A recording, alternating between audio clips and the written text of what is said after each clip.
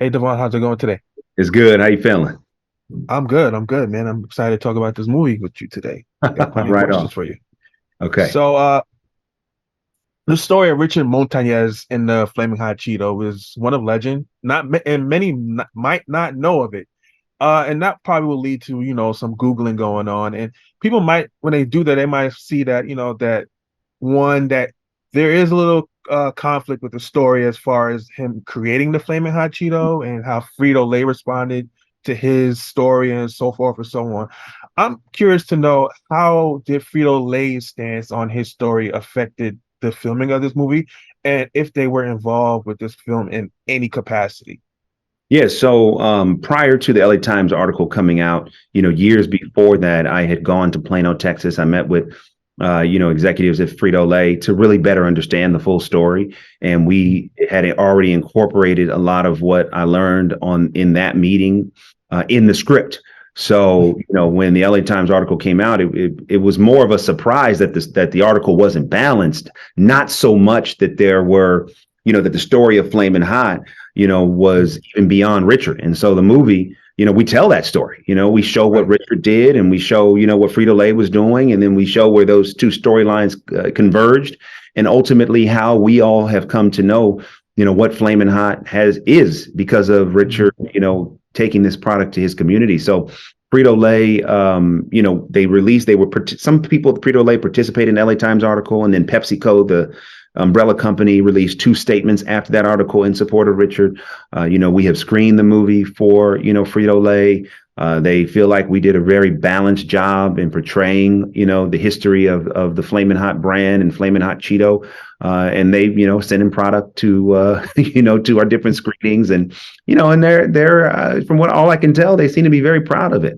At the end of the day, it definitely portrays Frito-Lay and PepsiCo as a great company to work with and work for. Mhm. They had the vision to, support Richard's vision. I mean, Richard worked at the company for 42 years. Wow. Yeah, it wasn't like, he was just there. No, he was there for 42 years. So that was one of the other things that for me, I said, okay, but then when going back to the LA Times article, I'm like, well, this man worked at this company for 4 decades.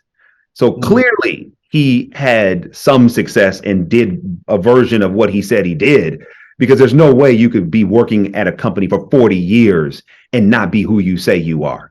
And that was one of the disheartening things about the article, but it also was one of the things that made me passionate to tell this movie.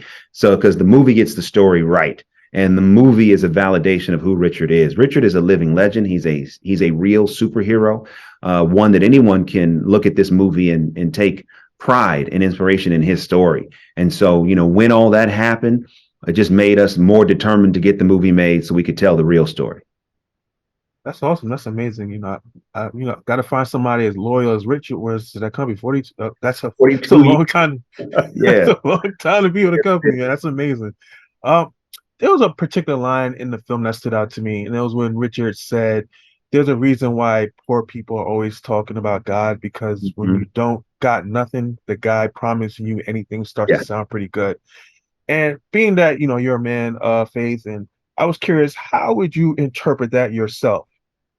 Yeah, the interpretation is that so often when it comes to the portrayal of faith in film, there tends to be a fragility in the exploration of faith. So it's only, okay, it's only this. It's only like, oh, talking about faith in positive terms. But this was like, hey, let's, not be afraid to address, sometimes the feeling of like, okay, well, when do people find faith and why do they find faith? And if somebody, isn't a believer, so to speak, what would be their point of view? And so we wanted to portray that honestly, because that's how Richard felt at that time, feeling Mhm. like, oh, this was just, something that's being given to me to pacify me. And it wasn't until, he was, at his lowest low when he tried it for himself, that then he had an experience that was different than his initial perception. And Right. so you wouldn't have the growth in the character if you didn't have the initial perception. So we weren't afraid of allowing him to voice what he voiced as a way to show that point of view, if you maybe haven't experienced it and you haven't tried it for yourself, is a real point of view, and that's okay. And there's nothing wrong with putting that out there as a way to balance the portrayal of faith instead of it being so fragile that it only has to be, portrayed in, quote unquote positive light. And it actually, I think, helped, Richard. By the time you get to the Richard's prayer in the post office, he's been on a journey. And that moment wouldn't resonate if you didn't know how he felt initially. Awesome. And you're also a motivational speaker. Uh, why is Mr. Montañez's story an ultimate textbook definition of motivation that people need to see? Well, it's an ultimate, textbook definition of motivation because, he succeeded against all odds, and Mm, he's a real person. I mm. say this, I don't knock superhero movies, I don't, but vibranium ain't real, man. It's It true. ain't real. It ain't real. I'm not knocking it. I love Black Panther. I love all those movies, but Mm, you can't put on a Panther suit and go save your city. It ain't gonna work. But mm. you can have a dream and a vision like Richard, and you can be determined, and you can be perseverant, and you can have a service, a heart for service, and you can improve the lives of your family and your community and of your company. You can do those things, and you Absolutely. can find success in the real world doing what Richard did. So, those are the things that I get excited about, and those are the motivational aspects of the film that I think will resonate with an audience. Absolutely. Now, there's no denying his drive, but behind him was his wife, who's Yeah. helped push him along pretty much. I want to know, Judy was amazing. So I want to know who was the Judy for you in your life that pushed you and kept you going when sometimes you kind of doubted yourself. Yeah, well, I've been blessed to have been raised by a village of women. Last year, I did a book with Audible called "It Takes a Woman," and it Mm-hmm. tells my family story of how when my father died when I was 9 years old, my mother brought in the help of my grandmother and my grandmother's 7 sisters to help raise me and my two brothers. And so, whenever I felt down, I got a tribe of Judys who are always there to set me straight and to keep me focused on what really matters. And I would definitely not be the man I am, and certainly not the producer and that I am, without having the village around me and their love and support. That's awesome, man. We all need a tribe of Judys. And for my final questions, the flaming Cheeto, in essence, is a product of the hood. You know what I'm saying? It's a hood snack. Yeah. It was born in the hood.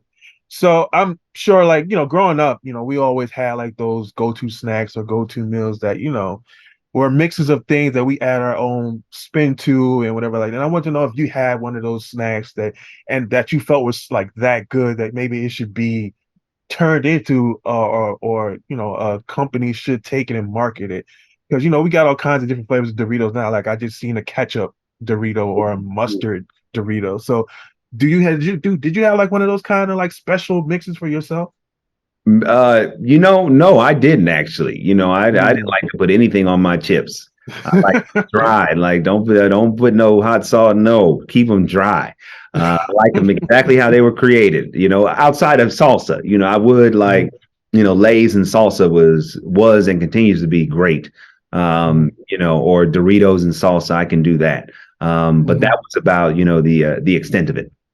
Oh, When okay, it came gotcha. to snacks, I didn't like, I didn't soup them up, I guess you could say. I just, ate them as is. Ah, got you. Okay. No hot sauce on the chips, nothing like that. I got it. No, no, Totally understand that. It's not everybody's bag. that's Mr. Franklin, right. it was a pleasure. It was a pleasure talking to you today, Mr. Franklin. I enjoyed the movie very much. It was really fun and warm and heartwarming and very inspirational. So thank you for it. Thanks, Bernard. I appreciate you, man. You're welcome. Thank you. All right.